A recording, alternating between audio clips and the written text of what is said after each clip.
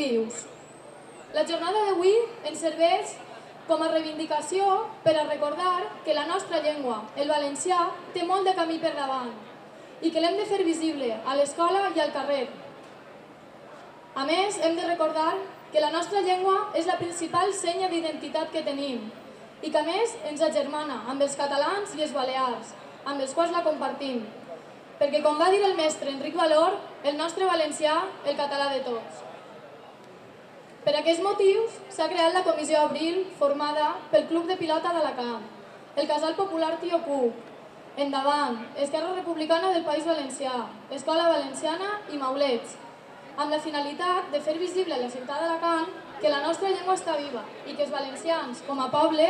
demanem uns drets nacionals, que ens van llevar i que reivindiquem com a propis. Durant la jornada d'avui commemorem el 25 d'abril amb la presència d'Escola Valenciana, un parlament sobre el moviment popular en la recuperació de la llengua a Alacant i altres sobre els drets nacionals